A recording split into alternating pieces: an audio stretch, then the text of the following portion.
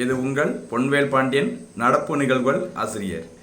இன்றைய வகுப்பில் நம்ம பார்க்க போகிற பகுதி நவம்பர் மாதம் 3ஆம் தேதிக்குரிய தினசரி நடப்பு நிகழ்வுகளின் மொத்த தொகுப்பு. சிம்பிளாக ஒரு சில விஷயங்கள் தான் நம்ம டெய்லி பார்த்தாலும் அத்தனை தேர்வுகளுக்கும் சிறப்பான முறையில் படிச்சுட்டு வர்ற எல்லா மாணவர்களுக்கும் மிகுந்த பயனுள்ளதாக இருக்கும் நம்மளுடைய கரண்ட் அஃபேர்ஸ் நோட்ஸ். அதனால் மறக்காமல் நோட்ஸை பார்த்துட்டு கையில் எழுதிக்கோங்க. அது தவிர எல்லாத்துட்டையும் ஒரு சின்ன ரெக்வெஸ்ட் என்னென்னு பார்த்தீங்கன்னா, கேள்விகள் நான் டெய்லி கேட்டுட்டு இருக்கிறேன். அந்த கேள்விகளுக்கு மறக்காமல் பதில் சொல்கிறதுக்கு ட்ரை பண்ணி பாருங்கள். நீங்கள் அந்த கேட்குற கேள்விகளுக்கு பதில் சொன்னால் மட்டும்தான் எனக்கு ஒரு உற்சாகமாக இருக்கும், உங்களுக்கும் தேர்வில் வெற்றி பெறுவதற்கு ஒரு நல்ல ஒரு சந்தர்ப்பமாக இருக்கும். அதனால் தயவுசெய்து மறக்காமல் நோட்ஸை கையால் எழுதிட்டு கடைசியாக கேட்குற அந்த கேள்விகளுக்கு மறக்காமல் பதில் சொல்கிறதுக்கு ட்ரை பண்ணி பாருங்கள். அதுதான் என்னை உற்சாகப்படுத்தும், இன்னும் நல்ல விஷயங்கள் பண்ணணும் அப்படிங்கிற மாதிரி எனக்கு ஒரு ஆர்வமாக இருக்கும். சரியா? உங்களுக்கும் இந்த பயனுள்ளதாக இருக்கும், மறந்துடாதீங்க. சரி, இன்றைய தினம் பார்க்க போகிறது நவம்பர் 3ஆம் தேதிக்குரிய தினசரி நடப்பு நிகழ்வுகள். ஃபர்ஸ்ட் பாயிண்ட் பாருங்க, உலகின் சிறந்த விஞ்ஞானிகள் பட்டியல். உலகின் சிறந்த விஞ்ஞானிகள் பட்டியல் ஜென்ரலாக அதை எப்படி சொல்லுவாங்க அப்படின்னு பார்த்தீங்கன்னா, உலகின் 2% சிறந்த விஞ்ஞானிகள் பட்டியல் அப்படிங்கிற மாதிரி சொல்லுவாங்க. அந்த பட்டியலை வெளியிட்டது யார் அப்படின்னு பார்த்தீங்கன்னா, ஸ்டான்ஃபோர்ட் பல்கலைக்கழகம். சரி, ஸ்டான்ஃபோர்ட் பல்கலைக்கழகம் உலகின் 2% சிறந்த விஞ்ஞானிகள் பட்டியலை வெளியிட்டுள்ளது.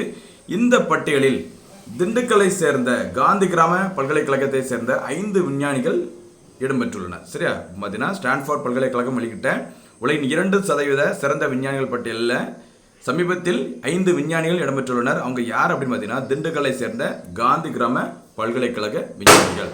அவங்க யாரெல்லாம் அப்படின்னு சொல்லி பாருங்க. அந்த பேர்கள், ஒருத்தவங்க பாலசுப்ரமணியம், அடுத்து எஸ் மீனாட்சி, அடுத்து பார்த்தீங்கன்னா எஸ் ஆப்ரகாம் லிங்கன், அடுத்து மாரிமுத்து, எம்ஜி சேதுராமன். சரி, ஆகிய 5 விஞ்ஞானிகள் இடம்பெற்றுள்ளனர். அவங்க எங்கே பணிபுரிகிறாங்க? காந்திகிராம் பல்கலைக்கழகம் அமைந்துள்ள இடம் திண்டுக்கல். அடுத்து ஒரு கமிட்டி, நீதிபதி முகுந்தகம் சர்மா குழு பாருங்க, 2021ஆம் ஆண்டிற்கான கேல் ரத்னா விருதிற்கு, அர்ஜுனா விருது உள்ளிட்ட விருதுகளுக்கு வெற்றியாளர்களை தேர்வு செய்வதற்கு ஓய்வு பெற்ற உச்சநீதிமன்ற நீதிபதி முகுந்தகம் சர்மா தலைமையிலான குழு நியமனம் செய்யப்பட்டது. சரி, அப்போ பார்த்தீங்கன்னா நடப்பாண்டிற்கான 2021ஆம் ஆண்டிற்கான தயான்சந்த் கேல் ரத்னா விருது, அர்ஜுனா விருது, துரோணாச்சாரியர் விருது, அந்த மாதிரி ஒரு சில விருதுகளை பார்த்தீங்கன்னா தேர்வு செய்வதற்கான ஒரு தேர்வு குழுவின் தலைவராக இருப்பவர் தான் யாரு? உச்சநீதிமன்ற ஓய்வு பெற்ற நீதிபதி முகுந்தகம் சர்மா குழு. அடுத்த பாயிண்ட் பாருங்க, இந்திய பொருளாதார வளர்ச்சி தொடர்பான ஒரு செய்தி பாருங்க. நடப்பு நிதியாண்டில் பொருளாதார வளர்ச்சி 10%. நிதி ஆயோக் அறிவிப்பு பாருங்க. 2021-22ஆம் நிதியாண்டில் இந்தியாவின் பொருளாதார வளர்ச்சி 10%க்கும் அதிகமாகவும், அதே சமயத்தில் 2022-23 அதாவது அடுத்த நிதியாண்டில் இந்தியாவின் பொருளாதார வளர்ச்சி 8%க்கும் அதிகமாகவும் இருக்கும் என்று நிதி ஆயோக் அமைப்பின் துணைத் தலைவரான ராஜீவ்குமார் தெரிவித்துள்ளார். சரியா? இப்போ ராஜீவ்குமார் யாரு? நிதி ஆயோக் அமைப்பின் துணைத் தலைவர். தலைவர் யாரு? தலைவர் எப்போதுமே பிரதமர் தான் இருப்பார். அந்த வகையில் தற்போது நிதி ஆயோக் அமைப்பின் தலைவராக இருப்பவர் பிரதமர் நரேந்திர மோடி அவர்கள். சரியா? ஓகே. இப்போ ராஜீவ்குமார் என்ன சொல்லியிருக்கிறாங்க? நடப்பு நிதியாண்டில் இந்தியாவோட பொருளாதார வளர்ச்சி 10%க்கு அதிகமாகவும் இருக்கும். அதே சமயத்தில் அடுத்த நிதியாண்டு 2022-23 நிதியாண்டில் இந்தியாவின் பொருளாதார வளர்ச்சியானது 8%க்கும் அதிகமாகவும் இருக்கும் அப்படிங்கிற மாதிரி சொல்லியிருக்கிறாங்க. ஓகேவா? அதே சமயத்தில் ஏற்கனவே பார்த்தீங்கன்னா இன்டர்நேஷனல் மானிட்டரி ஃபண்ட் பன்னாட்டு நிதியம் 2021இல் இந்திய பொருளாதார வளர்ச்சி 9.5% இருக்கும் என்று மதிப்பிட்டுள்ளது குறிப்பிடத்தக்கது. சரியா? நம்ம ராஜீவ்குமார் 10%க்கு அதிகமாக இருக்குன்னு சொல்லியிருக்கிறாங்க. IMF பார்த்தீங்கன்னா இந்தியாவோட பொருளாதார வளர்ச்சி 9.5% இருக்கும் என்று ஏற்கனவே கணித்துள்ளது. அடுத்து பாருங்க, ஒரு பெரிய லிஸ்ட். 12 பேருக்கு தயான்சந்த் கேல் ரத்னா விருது. சரியா? 2021ஆம் ஆண்டிற்கான விளையாட்டின் இந்திய உயரிய விருதான தயான்சந்த் கேல் ரத்னா விருது மொத்தம் 12 பேருக்கு அறிவிக்கப்பட்டுள்ளது. 11 பேருக்கு தான் சொல்லியிருந்தாங்க. கடைசி நிமிஷத்தில் இந்திய ஆண்கள் ஹாக்கி அணியின் கேப்டனான மன்பிரீத் சிங் அவரோட பேரை பார்த்தீங்கன்னா இதில் சேர்த்ததுனால 12 பேருக்கு 2021ஆம் ஆண்டிற்கான இந்தியாவின் விளையாட்டுக்கு வழங்கப்படுகிற உயரிய விருது தயான்சந்த் கேல் ரத்னா விருது. ஏற்கனவே இந்த விருதின் பெயர் ராஜீவ்காந்தி கேல் ரத்னா அப்படிங்கிற பேரில் இருந்தது. இப்போ ரீசெண்டாக பார்த்தீங்கன்னா மத்திய அரசு அந்த பேரை மாற்றிட்டாங்க. தயான்சந்த் கேல் ரத்னா விருது நடப்பாண்டில் மொத்தம் 12 பேருக்கு அறிவிக்கப்பட்டுள்ளது. யார் யார் அப்படிங்கிறத தெரிஞ்சு வச்சுக்கோங்க.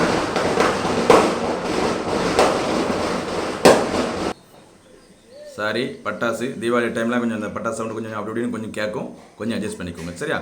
அந்த 12 பேர் பேரை கொடுத்துருக்கேன் பார்த்துக்கோங்க. ஒருத்தங்க வந்து உங்களுக்கு தெரிஞ்சிருக்கும், யார்? நீரஜ் சோப்ரா, மறந்துடாதீங்க. ஈட்டி எறிதல் போட்டியில், டோக்கியோ ஒலிம்பிக் போட்டியில் தங்கப்பதக்கத்தை வென்றவர். அடுத்து ரவிக்குமார் தாகியா, மல்யுத்த போட்டியில் வெள்ளி பதக்கத்தை வென்றவர் டோக்கியோ ஒலிம்பிக்கில். அடுத்து பார்த்தீங்கன்னா லவ்லினா, அவங்களும் பார்த்தீங்கன்னா குத்துச்சண்டையில் வெண்கல பதக்கத்தை வென்றிருந்தாங்க. ஸ்ரீஜேஷ், இந்திய ஆடவர் ஹாக்கி அணியின் கோல் கீப்பராக இருக்கிறாங்க. அடுத்து பார்த்தீங்கன்னா மேன்பரீத் சிங், அவங்க வந்து தெரிஞ்சிருக்கும் உங்களுக்கு, இந்திய ஆடவர் ஹாக்கி அணி வந்து டோக்கியோ ஒலிம்பிக் போட்டியில் வெண்கல பதக்கத்தை வென்றது. அந்த அணியின் தலைவராக, கேப்டனாக இருந்தவர் மேன்பரீத் சிங். அடுத்து பார்த்தீங்கன்னா மித்தாலி ராஜ், உங்களுக்கு தெரிஞ்சிருக்கும், கிரிக்கெட்டில் பயங்கரமான நிறைய சாதனைகளை படைத்த இந்திய கிரிக்கெட் வீராங்கனை மித்தாலி ராஜ். அடுத்து அவனி லக்காரா, உங்களுக்கு தெரிஞ்சிருக்கும். அடுத்து பார்த்தீங்கன்னா ஸ்மித் அண்டில், பேரா தடகளம். பிரமோத் பகத், பேரா பேட்மிண்டன். கிருஷ்ணா நாகர், பேரா பேட்மிண்டன். மனிஷ் நர்வால், பேரா துப்பாக்கி சுடுதல். பேரானா மாற்றுத்திறனுக்கான அந்த ஒலிம்பிக் போட்டியில் பதக்கங்களை வென்றவர். சரியா? அடுத்து சுனில் சேத்ரி, முக்கியமான நபர், கால்பந்து போட்டி. சரி, இந்திய ஆடவர் கால்பந்து போட்டியில் உலக சாதனைகள், பல்வேறு சாதனைகள் வந்து படைச்சிருக்கிறாங்க. ரீசெண்டாக பார்த்தீங்கன்னா தற்போது விளையாடி வரும் கால்பந்து வீரர்களில் அதிக கோல்களை அடித்த வீரர்களின் பட்டியலில் 2வது இடத்தை பெற்றுள்ளார் உலக அளவில். சரியா? முதலிடத்தை கிறிஸ்டியானோ ரொனால்டோ, 2வது சுனில் சேத்ரி, 3வது தான் லயனல் மெஸ்ஸி இருக்கிறாங்க. கவனமாக இருந்துக்கோங்க. சரியா? இந்த பேரை ஏன் மொத்தமாக நான் கொடுத்துருக்கேன் அப்படின்னு சொல்லி பார்த்தீங்கன்னா, சில டைமில் ஒரு விளையாட்டு வீரர், இது வந்து முக்கியமான விருது, தயான்சந்த் கேல் ரத்னா விருது, அந்த விருதை வின் பண்ணவங்க யார் அப்படிங்கிற பேரை வந்து நேரடியாக கேட்காம அந்த பேரை கொடுத்து எந்த விளையாட்டுடன் தொடர்புடையவங்க அப்படிங்கிற மாதிரி ஒரு வேலை கேட்கலாம். கவனமாக இருந்துக்கணும். அடுத்து பார்த்தீங்கன்னா ஒரு பெரிய பட்டியல். ஓகேவா? 2021ஆம் ஆண்டிற்கான அர்ஜுனா விருதுகள், நான் ஏற்கனவே சொன்ன மாதிரி பார்த்தீங்கன்னா 35 பேருக்கு 2021ஆம் ஆண்டிற்கான அர்ஜுனா விருதுகள் அறிவிக்கப்பட்டுள்ளது. எந்த கமிட்டி அறிவிச்சாங்க? முகுந்தகம் சர்மா குழு, மறந்துடக்கூடாது. சரியா? இந்த 35 பேர் பேரை நான் கொடுத்துட்டேன். அதுக்கு ஒரே காரணம் என்னன்னு பார்த்தீங்கன்னா, ஏற்கனவே என்ன சொன்ன மாதிரி மொத்தமாக இப்படி தனித்தனியாக கேட்க முடியாது. ஒரு 4 பேரை கொடுத்துட்டு பொறுத்துகையிலையோ அல்லது சரியான இணை, தவறான இணை அப்படிங்கிற மாதிரி எந்த விளையாட்டுடன் பொருந்துபவர், எந்த விளையாட்டில் புகழ் பெற்றவர் அப்படிங்கிற மாதிரி கேட்கலாம். கவனமாக இருந்துக்கோங்க. இதில் நோட் பண்ணி பார்க்க வேண்டிய விஷயம் ஒரு சில நபர்கள், அது மட்டும் வேகமாக சொல்லிட்டு போயிடுறேன். சிஏ பவானி தேவி, உங்களுக்கு தெரிஞ்சிருக்கும். சிஏ பவானி தேவி வாழ்வீச்சு போட்டிக்கு தகுதி பெற்ற இந்தியாவின் முதல் வீராங்கனை. எதற்கு? ஒலிம்பிக் போட்டிக்கு. டோக்கியோ ஒலிம்பிக் போட்டியில் விளையாடினாங்க, 2வது சுற்று வரை முன்னேறினாங்க. சிஏ பவானி தேவி அவங்களுக்கு அர்ஜுனா விருது வழங்கப்பட்டுள்ளது. ஷிகர் தவான் கிரிக்கெட், அரவிந்தர் சிங் குத்துச்சண்டை, அப்புறம் பார்த்தீங்கன்னா மோனிகா ஹாக்கி, சந்தீப் நர்வால் கபடி, ஹிமானி உத்தம் பரம் மல்லர் கம்பர், அபிஷேக் வர்மா துப்பாக்கி சுடுதல், அங்கிதா ரெய்னா டென்னிஸ், தில்பிரீத் சிங் ஹாக்கி, ஹர்மன்பிரீத் சிங், ரூபீந்தர் பால் சிங், சுரேந்தர் குமார், அமித் ரோகிதாஸ், வீரேந்திர லக்ரா, சுமித் நீலகண்ட சர்மா, ஹர்திக் சிங், விவேக் சாகர் பிரசாத், குர்ஜன் சிங், மன்தீப் சிங், ஷம்ஷேர் சிங், லலித் குமார், வருண் குமார், சிம்ரன் சிங் ஹாக்கி. சரியா? இந்த இப்போ நான் சொன்ன எல்லா வீரர்களும் எந்த விளையாட்டுடன் தொடர்புடையாங்க அப்படின்னு சொல்லி பார்த்தீங்கன்னா இந்திய ஆடவர் ஹாக்கி அணி. ஏன்னா 41 ஆண்டுகளுக்கு பிறகு, அதாவது 1980ஆம் ஆண்டிற்கு பிறகு ஒலிம்பிக்கில் முதன்முறையாக இந்தியா வந்து பதக்கத்தை வென்றது, வெண்கல பதக்கம். அந்த அணியில் இடம்பெற்றிருந்த வீரர்கள் தான் இவங்கெல்லாம். அதுக்கடுத்து 26ஆம் நம்பர் பாருங்க, யோகேஷ் கதுனியா பேரா தடகளம், நிஷாத் குமார் பேரா தடகளம், பிரவீன் குமார் பேரா தடகளம், சுகாஷ் எத்திராஜ் பேரா பேட்மிண்டன், சிங்கராஜ் அத்தானா பேரா துப்பாக்கி சுடுதல், பவினா பட்டேல் பேரா டேபிள் டென்னிஸ், அடுத்து ஹர்விந்தர் சிங் பேரா வில்வித்தை, சரத்குமார் பேரா தடகளம், அடுத்து சிம்ரன்ஜித் கவுர் குத்துச்சண்டை. கடைசியாக ஒரு நபர் இருக்கிறாங்க பாருங்க, வந்தனா கட்டாரியா, இந்திய மகளிர் ஹாக்கி அணியில் இந்த டோக்கியோ ஒலிம்பிக் போட்டியில் ஹேட்ரிக் கோல் அடித்தவர், மறந்துடாங்க, வந்தனா கட்டாரியா. சரியா? இந்த 35 பேர் தான் நடப்பாண்டிற்கான அர்ஜுனா விருதிற்கு தேர்வு செய்யப்பட்டிருக்காங்க. தயான்சந்த் கேல் ரத்னா விருதிற்கு மொத்தம் 12 பேர், அர்ஜுனா விருதிற்கு மொத்தம் 35 பேர், மறந்துடாது. நெக்ஸ்ட் எடுத்து பாருங்க, HAL மற்றும் பாதுகாப்பு அமைச்சகம் இடையே ஒப்பந்தம். சரியா? உள்நாட்டிலேயே இந்தியாவுக்கு தேவையான அந்த ராணுவ தளவாடங்களை வந்து உற்பத்தி செய்யணும் அப்படிங்கிறதுக்காக ஒரு ஒப்பந்தம் வந்து போட்டிருக்கிறாங்க. யாருக்கும் சொல்லிப்பாங்க, இந்துஸ்தான் ஏரோநாட்டிக்ஸ் நிறுவனத்திடம், HAL. சரியா? நிறுவனத்திடம் ரூபாய் 7,965 கோடி, கிட்டத்தட்ட 8,000 கோடி மதிப்பிலான ராணுவ தளவாடங்களை வாங்க மத்திய பாதுகாப்புத்துறை அமைச்சகம் ஒப்புதல் வழங்கியுள்ளது. சரியா? 12 இலகுரக ஹெலிகாப்டர்கள் உட்பட நிறைய ராணுவ தளவாடங்களை வந்து யார்கிட்ட வாங்க போறாங்க? இந்துஸ்தான் ஏரோநாட்டிக்ஸ் நிறுவனம். சரியா? வாங்க போறது மத்திய பாதுகாப்புத்துறை அமைச்சகம். அடுத்து பாருங்க, 26வது பருவநிலை உச்சி மாநாடு COP 26. கடந்த வகுப்பில் நம்ம பார்த்தோம்னா COP 26 சொல்லுவாங்க. 2021ஆம் ஆண்டிற்கான 26வது பருவநிலை உச்சி மாநாடு கிளாஸ்கோ நகரில் நடைபெற்றது. இந்த மாநாட்டின் போது ஒரு முக்கியமான ஒரு திட்டத்தை அறிவிச்சாங்க. இந்த நாட்டின் உறுப்பினர்கள். சரியா, பாருங்க, தீவு நாடுகளுக்கான தாங்குதிறன் கட்டமைப்பு திட்டம். சரியா, 26வது பருவநிலை உச்சி மாநாட்டின் போது தீவு நாடுகளுக்கான தாங்குதிறன் கட்டமைப்பு திட்டம் தொடங்கி வைக்கப்பட்டது. மேலும் இந்த மாநாட்டின் ஒரு பகுதியாக வன அழிப்பு 2030ஆம் ஆண்டிற்குள் நிறுத்துவதற்கான ஒப்பந்தத்தை, சரியா, வன அழிப்பை 2030ஆம் ஆண்டிற்குள் நிறுத்துவதற்கான ஒப்பந்தத்தை பிரிட்டன் பிரதமர் போரிஸ் ஜான்சன் முன்மொழிந்தார்.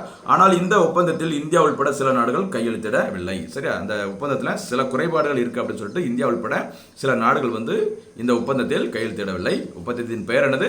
வன அழிப்பை 2030ஆம் ஆண்டிற்குள் நிறுத்துவதற்கான ஒப்பந்தம். இதை முன்மொழிந்த நாடு பிரிட்டனின் பிரதமர் போரிஸ் ஜான்சன். அடுத்து கடைசி பகுதியாக இன்றைய தினத்திற்கான முக்கியமான ஒரு பகுதி கேள்விகள். ஏன்னா வெறுமனே பார்த்துட்டு மட்டும் இருந்தால் பத்தாது, மக்களே கவனமாக இருந்துக்கோங்க. கேட்குற கேள்விகளுக்கு பதில் சொல்லி பாருங்க. கேள்விகள் நான் வேற எங்கேருந்தோ திடீர்னு புதுசாக கொண்டு வரல. இதுக்கு முன்னாடி நம்ம பார்த்த வீடியோஸ்லேருந்து அப்படி, சரியா, அந்த வீடியோஸ் கேள்வி கேட்குறேன். மறக்காம பதில்கள் சொல்லி பாருங்க. அப்போ தான் எனக்கும் உற்சாகமாக இருக்கும், நீங்களும் தேர்வில் வெற்றி பெறுவதற்கு ஒரு சிறந்த பயிற்சியாக இருக்கும். சரியா, பாருங்க இன்றைய கேள்விகள். முதலாவது கேள்வி, நீதிபதி முகுந்தகம் சர்மா குழு எதனுடன் தொடர்புடையது? இரண்டாவது கேள்வி, 26வது பருவநிலை மாநாடு எந்த நகரில் நடைபெற்றது? அடுத்து மூன்றாவது கேள்வி, 2021ஆம் ஆண்டிற்கான தயான்சந்த் கேல்ரத்ன விருது மொத்தம் எத்தனை பேருக்கு அறிவிக்கப்பட்டுள்ளது? நான்காவது கேள்வி, 2021ஆம் ஆண்டில் இந்தியாவின் பொருளாதார வளர்ச்சி எத்தனை சதவீதமாக இருக்கும் என IMF கணித்துள்ளது? அடுத்து இன்றைய தினத்திற்கான கடைசி கேள்வி, காந்தி கிராம பல்கலைக்கழகம் தமிழகத்தில் எங்கு அமைந்துள்ளது? இதுதான் இன்றைய தினத்திற்கான கேள்விகள். தொடர்ந்து வீடியோஸ் பாருங்க. கேள்விகளுக்கு மறக்காம பதில் சொல்றதுக்கு ட்ரை பண்ணி பாருங்க. தேர்வில் வெற்றி பெறுங்கள். மறுபடியும் சந்திக்கலாம். நன்றி, வணக்கம்.